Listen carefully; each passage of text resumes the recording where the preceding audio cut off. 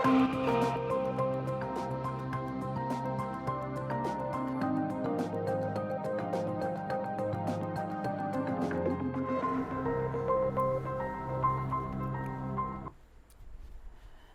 Course this week में आपका बहुत स्वागत है। मैं हूं आपके साथ नेहा दुबे। इस बुलेटिन में अगले आधे घंटे हम आपको इस हफ्ते की बड़ी खबरों से करवाएंगे रूबरू। कोर्ट की कार्रवाई और सुप्रीम कोर्ट से लेकर हाई कोर्ट्स और लो कोर्ट्स तक के फैसलों को रखेंगे आपके सामने। तो आइए शुरू करते हैं कोर्स दिस वीक।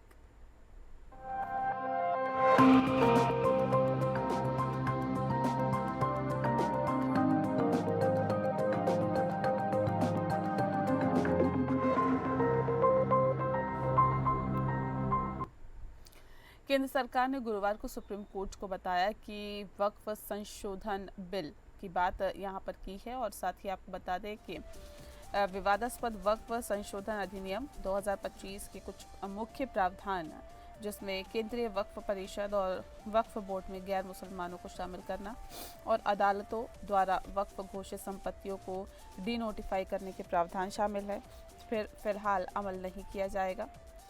इस पर अमल नहीं किया जाएगा। बता दें आपको कि प्रधान न्यायाधीश संजीव खन्ना और न्यायमूर्ति पी संजय कुमार के वी विश्वनाथन के 3 न्यायाधीशों की पीठ ने इस संबंध में सॉलिसिटर जनरल तुषार मेहता द्वारा दिए गए आश्वासनों को रिकॉर्ड किया। केंद्र सरकार इस मामले पर अपना जवाब कोर्ट में दाखिल करेगी और कोर्ट इस मामले पर 5 मई को अगली सुनवाई करेगा। केंद्रीय वक्फ परिषदों और राज्य वक्फ बोर्डों में नियुक्ति। सुनवाई के दौरान संशोधित प्रावधानों के अनुसार गैर मुसलमानों को केंद्रीय वक्फ परिषदों और राज्य वक्फ बोर्डों में नियुक्त नहीं किया जाएगा। दूसरा ये कि वक्फ की स्थिति अधिसूचना या पंजीकरण द्वारा वक्फ घोषित वक्फ, जिसमें वक्फ बॉय यूजर शामिल है, तो अगली सुनवाई की तारीख तक नोटिफाई नहीं किया जाएगा। कोर्ट ने सरकार को अपनी प्रतिक्रिया दाखिल करने के लिए 7 दिन का समय दिया। याचिकाकर्ता इसके बाद 5 दिनों के भीतर अपना जवाब दाखिल कर सकते हैं।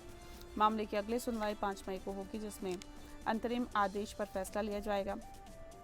अदालत ने संशोधनों के बारे में कुछ चिंताएं जताने के लिए उसके बाद ही अंतिम आदेश पारित करने वाला फैसला दिया था। बता दें, हालांकि बुधवार को कोर्ट आदेश पारित करने ही वाला था, लेकिन केंद्र सरकार ने समय मांगा, जिसके बाद कोर्ट ने मामले को स्थगित कर दिया। वक्फ संशोधन कानून 2025 को लेकर दाखिल याचिकाओं पर सीजेआई संजीव खन्ना की अध्यक्षता वाली बेंच में सॉलिसिटर जनरल तुषार मेहता ने दलील देते हुए कहा है कि जो सवाल पूछा उस पर रात हमने काम किया, लेकिन ये ऐसा सवाल नहीं है जिससे कोई सेक्शन को देखकर उस पर फैसला ले लिया जाए। इसके लिए पूरे कानून और इतिहास को भी देखना होगा। एसजी ने अपनी दलीलों में कहा है कि कई लाख सुझावों पर गौर करने के बाद ये कानून पारित किया गया है। अगर सुप्रीम कोर्ट इस मुद्दे पर कोई आदेश जारी करता है तो उसका बहुत बड़ा प्रभाव पड़ेगा। इसीलिए कोर्ट से हमारा यह आग्रह है कि हमें इस मुद्दे पर अपना जवाब दाखिल करने के लिए 1 हफ्ते का समय दिया जाए। एसजी ने कहा कि कोर्ट ने वक्फ बाय यूज़र को लेकर भी सवाल पूछा था और अगर आप वक्फ बाय यूज़र को लेकर भी कुछ कहना चाहते हैं तो पहले आप उस पर हमारा पक्ष सुनें। सीजेआई ने कहा कि हम नहीं चाहते हैं कि किसी भी तरह से कोई प्रभावित करे, हम बस चाहते हैं कि दूसरा पक्ष भी प्रभावित ना हो। सीजेआई ने कहा कि हम नहीं चाहते हैं कि कानून के पूर्व की स्थिति में फ़िलहाल कोई बदलाव हो। आप इस बात का भरोसा दीजिए कि आप संशोधित कानून के मुताबिक नई नियुक्ति नहीं करेंगे। एसजी ने कहा कि 1 हफ्ते में कुछ नहीं बदलेगा और मेरी इस बात को रिकॉर्ड पर लिया जा सकता है। कोर्ट ने अंतरिम आदेश लिखवाते हुए कहा कि मामले पर सुनवाई के दौरान एसजी ने कहा है कि केंद्र सरकार अगले 7 दिनों के भीतर जवाब दाखिल करना चाहती है। उन्होंने आगे कहा कि वे अदालत को आश्वासन देते हैं कि धारा 9 और 14 के तहत परिषद और बोर्ड में कोई नियुक्ति नहीं की जाएगी। सीजेआई ने कहा कि अगले आदेश तक संशोधित कानून के तहत नई नियुक्ति होगी। वक्फ बाय यूज़र नोटिफिकेशन या आदेश के लिए वक्फ की संपत्ति घोषित हो चुकी है, उसे रद्द नहीं किया जाएगा और सीजेआई ने कहा कि अगले आदेश तक संशोधित कानून के तहत नई नियुक्ति नहीं होगी। वक्फ बाय यूज़र नोटिफिकेशन या आदेश के लिए वक्फ की संपत्ति घोषित हो चुकी है, उसे रद्द नहीं किया जाएगा। साथ ही केंद्र सरकार इस मामले पर अपना जवाब कोर्ट में दाखिल करेगी। बता दें आपको कि कोर्ट इस मामले पर 5 मई को अगली सुनवाई करेगा।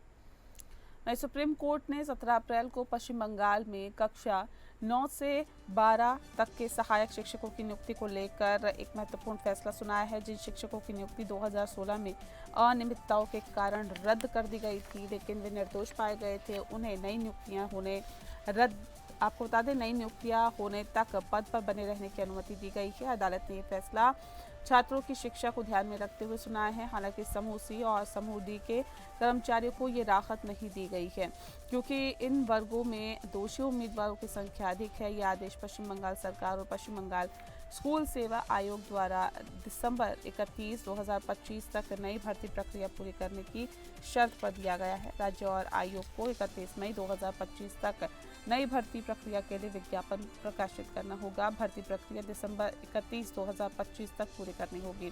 राज्य और आयोग को 31 मई 2025 से पहले एक हलफनामा दाखिल करना होगा, जिसमें विज्ञापन की प्रति शामिल हो। अगर इसमें चूक होती है कोई, तो वर्तमान आदेश रद्द हो जाएगा। यह आदेश राज्य बनाम बैसाखी भट्टाचार्य मामले में दायर एक विविध आवेदन पर सुनाया गया था, जिसमें सुप्रीम कोर्ट ने हाल ही में बड़े पैमाने पर धोखाधड़ी और हेरफेर के कारण 2016 की नियुक्ति को रद्द करने का फैसला सुनाया था। 3 अप्रैल को सुप्रीम कोर्ट ने कलकत्ता उच्च न्यायालय के फैसले को बरकरार रखा था, जिसमें 2016 में पश्चिम बंगाल स्कूल चयन आयोग द्वारा की गई लगभग 25,000 शिक्षण और गैर शिक्षण कर्मचारियों की नियुक्ति को अमान्य करार दिया था। अदालत ने उच्च न्यायालय की खोज को मंजूरी दी थी कि चयन प्रक्रिया धोखाधड़ी से दूषित थी और इसे सुधार से परे बताया था। यौन अपराधी में अनुचित टिप्पणी मामला बता दें,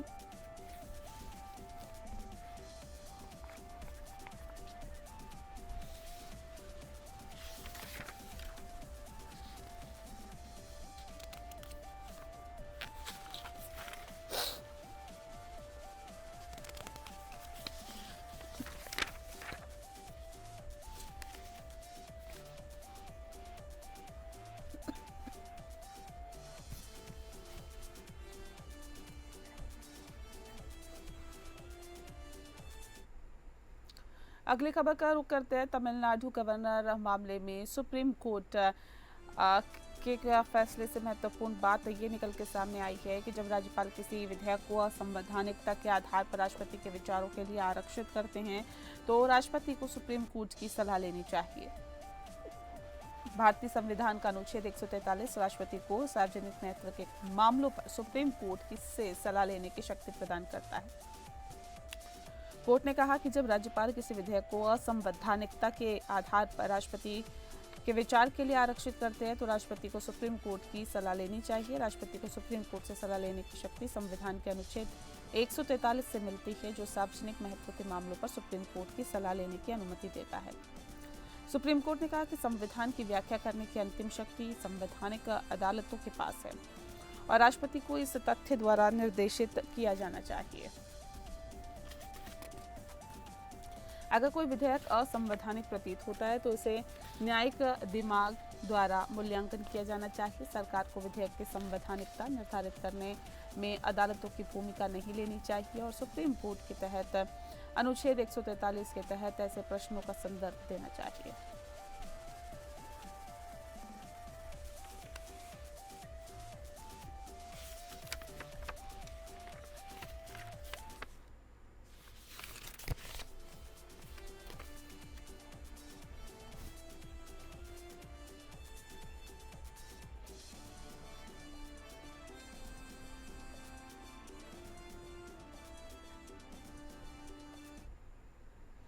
अगली खबर का रुख करते हैं। सुप्रीम कोर्ट ने न्यायाधीशों को महिलाओं के खिलाफ यौन हिंसा से जुड़े हुए मामलों में अनुचित टिप्पणी करने से बचने की सलाह दी है। न्यायमूर्ति बी आर गवाई और ऑगस्टिन जॉर्ज मसीह की पीठ ने इलाहाबाद हाई कोर्ट की एक टिप्पणी पर आपत्ति जताई, जिसमें कहा गया था कि महिलाओं ने खुद मुसीबत को न्योता दिया था और उसके साथ हुए कथित बलात्कार के लिए वे जिम्मेदार थी। इलाहाबाद हाई कोर्ट ने मार्च 11 को एक आरोपी को जमानत देते हुए ये टिप्पणी की थी, जिसे दिसंबर 2024 में दिल्ली के हौज खास में एक बात में मिली एक महिला के साथ बलात्कार के आरोप में गिरफ्तार किया गया था। सुप्रीम कोर्ट ने कहा कि जमानत देना न्यायाधीश का विवेक है, लेकिन शिकायतकर्ता के खिलाफ ऐसी अनावश्यक टिप्पणियों से बचना चाहिए। न्यायमूर्ति गवाई ने कहा कि एक और न्यायाधीश द्वारा एक और आदेश है जहां जमानत दी जा सकती है, लेकिन उसने खुद मुसीबत को न्योता दिया। जैसी चर्चा क्यों? विशेष रूप से न्यायाधीशों को ऐसी बातें कहते समय सावधानी बरतनी चाहिए। सॉलिसिटर जनरल तुषार मेहता ने कहा कि पूर्ण न्याय केवल किया ही नहीं जाना चाहिए बल्कि ऐसा प्रतीत भी करना चाहिए। एक आम व्यक्ति ऐसे आदेशों को कैसे देखता है, इसे भी देखना होगा। सुप्रीम कोर्ट ने मामले की सुनवाई 4 सप्ताह के लिए स्थगित कर दी है और जवाबदाताओं को सेवा पूरी करने का निर्देश दिया है। ये मामला एक अन्य मामले से जुड़ा हुआ है जिसमें इलाहाबाद हाई कोर्ट ने एक बच्ची के साथ छेड़छाड़ के आरोप में 2 व्यक्तियों के खिलाफ आरोप तय करने के मामले में अनुचित टिप्पणी की थी।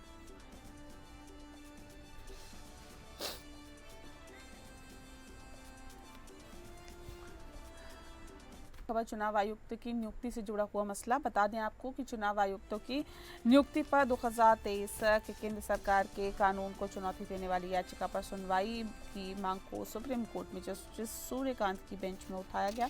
इस मामले में याचिकाकर्ता की ओर से पेश वाले वकील प्रशांत भूषण ने मामले को उठाते हुए कहा कि कोर्ट ने पहले इस मामले पर तत्काल सुनवाई की मांग करते हुए कहा था कि इसीलिए हम आज इस मामले पर दिल्ली जो है जल्द ही सुनवाई की मांग को उठाया है। इस पर जस्टिस सूर्यकांत ने कहा कि आज हम इस मामले पर सुनवाई नहीं कर सकते हैं क्योंकि इस मामले की सुनवाई 2 जजों की बेंच कर रही है और आज 3 जजों की बेंच मामलों की सुनवाई कर रही है।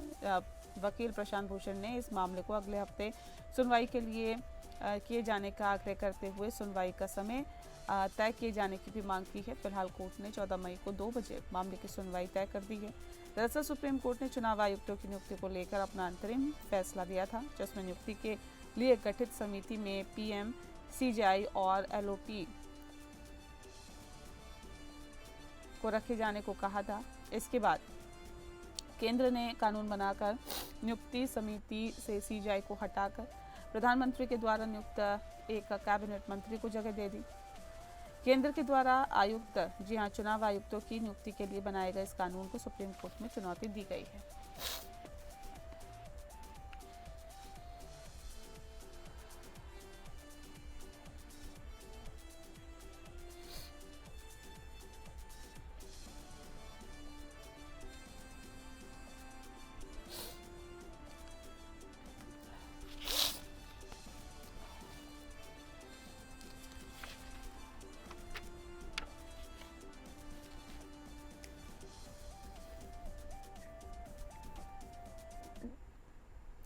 अगली खबर का रुख करते हैं। सुप्रीम कोर्ट ने महाराष्ट्र में एक नगर पालिका के साइन बोर्ड पर उर्दू के उपयोग की अनुमति दी है, साथ ही मराठी को भी आधिकारिक भाषा के रूप में बनाए रखा है। कोर्ट ने कहा है कि भाषा का विभाजन का कारण नहीं बनना चाहिए और ऐसे में भारत की भाषाई विविधता की सराहना की जानी चाहिए। कोर्ट ने उर्दू और हिंदी के बीच समानता को रेखांकित किया और कहा है कि दोनों भाषाएं एक ही संस्कृति का हिस्सा है। कोर्ट ने संविधान के अनुच्छेद 343 और 345 का हवाला देते हुए कहा है कि राज्य सरकार उर्दू को दूसरी आधिकारिक भाषा के रूप में अपनाने के लिए स्वतंत्र है। आंध्र प्रदेश, बिहार, झारखंड, तेलंगाना, उत्तर प्रदेश और पश्चिम बंगाल जैसे राज्य उर्दू को दूसरी आधिकारिक भाषा के रूप में अपना चुके हैं। जस्टिस सुधांशु धुलिया ने कहा है कि उर्दू हिंदुस्तानी तहजीब का एक उत्कृष्ट उदाहरण है और ये भारत की समृद्ध सांस्कृतिक विरासत का हिस्सा है। कोर्ट ने कहा कि भाषा और धर्म को अलग अलग रखना चाहिए और उर्दू को मुसलमानों की भाषा के रूप में नहीं देखा जाना चाहिए।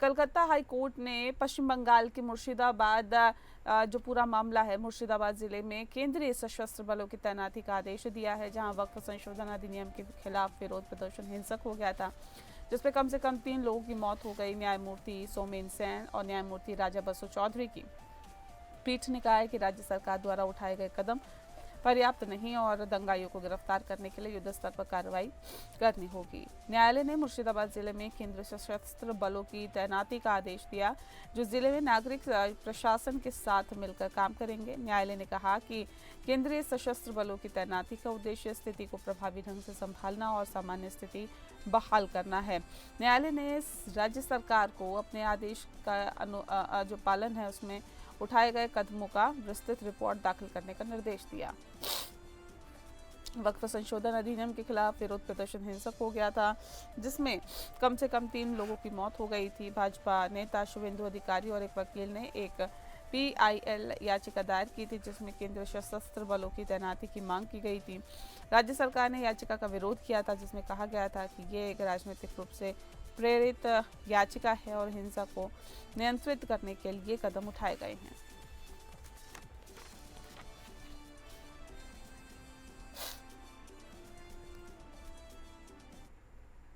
और इसी के साथ बुलेटिन में फिलहाल के लिए इतना ही। नमस्कार।